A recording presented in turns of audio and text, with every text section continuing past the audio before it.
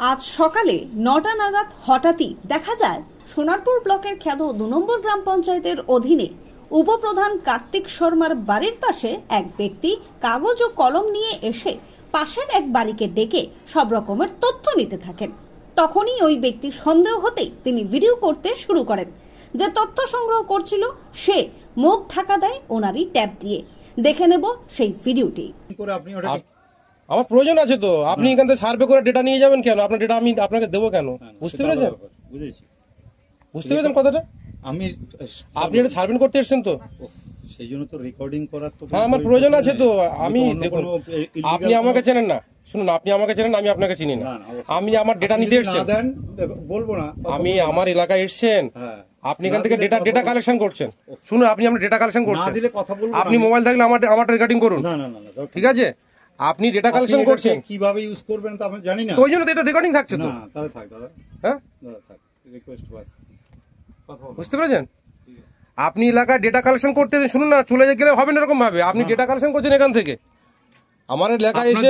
আপনার যদি কনফিউশন থাকে, কনফিউশন না, অফিসে ফোন করুন। না, অফিসে আমি ফোন করবো না, অফিসে আপনি ফোন করবেন। একটা কথা শুনুন, আপনি এখানে ডেটা কালেকশন করতে এসেছেন। ডেটা বলতে এটা একটা তামাক জাতীয় সার্ভে, এটা অন্য কিছু না। আপনি এই ডেটা নিয়ে কোথায় দেবেন আমি জানবো কি করে আপনার? বুঝতে পেরেছেন? এটা রিসার্চ এবং অ্যানালাইসিসের জন্য লাগে কোম্পানি। সে করতে গেলে আপনার কাছে আছে আমার এলাকার প্রধান বা পঞ্চায়েত থেকে আপনি অথরাইজ করে এসেছেন? এটা জেনারেল সার্ভে, এটা আমরা আমার কথা একটা জানুন, আপনি করুন, সারা পৃথিবী জুড়ে করুন। আপনি নিশ্চয় কিছু নিয়ম জানেন, আমি অল্প কিছু জানি। আপনি যখন এটা ডেটা কালেকশন করতে এসেছেন আমার এলাকার এখানে যখন ঢুকেছেন, তাহলে পঞ্চায়েত বা প্রধানের থেকে অথরাইজ করে এসেছেন যে আমি ডেটা কালেকশন করতে এসেছি? আপনি তো গভর্নমেন্ট থেকে নন, তাহলে এটা আমরা কি বলবো, জেনারেল সার্ভে আমরা এখানে আপনি করতে পারেন, কিন্তু কিছু নিয়ম আছে। হ্যাঁ, বুঝেছি। আপনি ডেটা কালেকশন করছেন, আপনি নেবেন কেন? শুনুন, কত মানুষ আপনাকে দায়িত্ব দিয়েছে, আপনাকে দায়িত্ব দিয়েছে এটা কালেকশন করে। কেন করে কোম্পানি থেকে বলুন যেখান থেকে আপনি ইয়ে করে নিয়ে আসতে, অথরাইজ করে, যে আমার এলাকার ভিতরে ডেটা কালেকশনের জন্য আমি যাচ্ছি। বুঝতে পেরেছেন?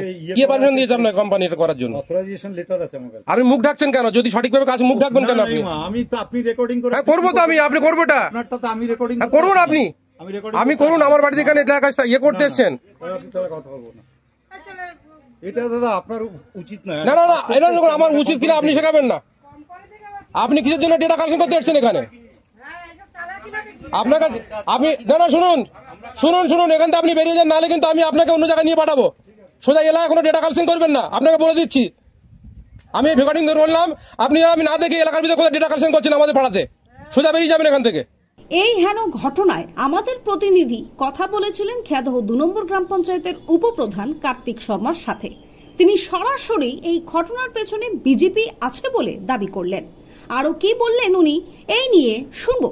আপনার এলাকায় একটা ভিডিও আমাদের কাছে এসে পৌঁছেছে, সেখানে দেখা যাচ্ছে আপনারই এলাকার এক বাসিন্দা, একজন অচেনা ব্যক্তি এসে এলাকায় সার্ভে করছে, বিভিন্ন তথ্য নিয়ে যাচ্ছে। তো সেই আপনার এলাকারই সেই বাসিন্দার সন্দেহ হতে তিনি ভিডিও করতে শুরু করেন। তো এরকম ঘটনা পুজোর মুখে, এরকম ধরনের ঘটনা আগে কি এরকম কোনো ঘটনা ঘটেছে? আর এই ব্যক্তি বা আপনার কাছে কোনো তথ্য এসছে কি এ নিয়ে?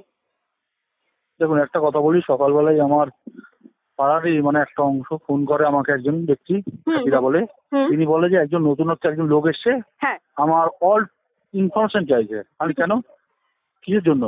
আমি তখন তৎক্ষণাৎ বললাম যে তুমি ভিডিওটা করো, আমাকে সেন্ডও করে। তা আমি বলি কোনো রকম কোনো ইনফরমেশন দেবে না, যদি কেউ ইনফরমেশনের ব্যাপার থাকে তাহলে ওনার কাছে আগে দেখাবে যে লোকাল পঞ্চায়েত থেকে কোনো অনুমোদিত হয়েছে কিনা, আদারওয়াইজ দেওয়ার কোনো প্রশ্ন ওঠে না। কেননা আমাদের বিরোধী দল অর্থাৎ কেন্দ্রের দল সবসময় ওই যে কথায় আছে সিএ বা এনআরসির বদলে তারা কিন্তু এসআইআরটা করছে। সেরকমই প্রতিটা বাড়িতে ভিজিট করে মানুষকে বিভ্রান্ত করে যে ধরনের জিনিসগুলো তৈরি করছে সেটা কিন্তু মেনে নেওয়া যায় না। আর এরা শুধু লুকিয়ে লুকিয়েই করবে, কাউকে না জানিয়ে কোনো কিছু প্রত্যেকটা এলাকায় ভিজিট করে যে ধরনের এরা অপকর্ম করতে চাইছে বা এই সমস্ত ডকুমেন্টস নিয়ে গিয়ে কি করতে চাইছে এটা আমাদের আইডিয়া নেই। তবে আমি এইটুখানি বলে দিতে পারি যে এর পিছনে নিশ্চয়ই কোনো বাজে কোনো কর্তব্য রয়েছে এদের, আদারওয়াইজ কোনো কিছু নয়। মানে আপনি বলছেন যে এর মধ্যে বিজেপির হাত রয়েছে, আপনি সেটা বলছেন? ডেফিনেটলি একটা জিনিস একজন আসবে কোন জায়গায়, আমরা নিজে আমি একজন উপপ্রধান, তো আমার কাছে কোনো তথ্য থাকবে না? আমার এলাকায় পঞ্চায়েত থেকে যদি কেউ ভিজিট করে বাড়ি বাড়ি, ধরুন আমাদের স্বাস্থ্যভবন থেকে আমার স্বাস্থ্যকেন্দ্র থেকে কেউ এলো, তো তার পূর্বে আমাদের ধরুন একটা মিটিং হয় পঞ্চায়েতে। পঞ্চায়েতে মিটিং করে আমি বা প্রধান বা আমাদের যে কজন সঞ্চালক আছে, সদস্য আছে, তারা ডিসিশনটা নিই যে বাড়ি বাড়ি প্রেরণ করবেন, যে এলাকায় যাক না কেন তাদেরকে তথ্যটা থাকে। কিন্তু এই ক্ষেত্রে এমন একজন আসছে, তোরা তথ্য নেবে, তথ্য নিয়ে কি বলে যেটা আমরা নিজেরাও জানি না। অতএব আমরা আমাদের এলাকায় অ্যালার্ট করে দিয়েছি, এরকম কোনো মানুষ হলে তাকে দাঁড় করেন, আমরা দরকার পড়লে গিয়ে কথা বলবো। আপনি কোথা থেকে এসেছেন, কিসের জন্য এসেছেন, আপনাদের উদ্দেশ্য কি, টোটাল ওরা বলে তারপর এখান থেকে যাবে, আরো যেতে পারবে না। আগে কোনোদিন ঘটেছে না, এটা প্রথম হয়েছে আপনার এলাকায়? ফার্স্ট হচ্ছে।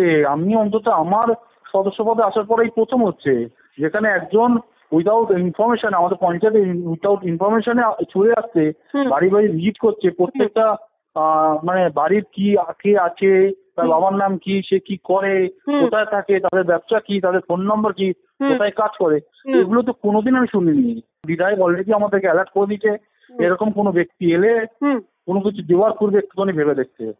উপপ্রধান বললেন, এই রকম ঘটনায় আমরা এলাকায় অ্যালার্ট থাকতে বলে দিয়েছি। আগামী দিনে এরকম কোনো ঘটনা ঘটলে যেন যে ব্যক্তি আসবে সেই ব্যক্তিকে দাঁড় করিয়ে রাখে এবং সরকারি পক্ষ থেকে লোক গিয়ে তাদের সাথে কথা বলবে। Bureau report, news all India.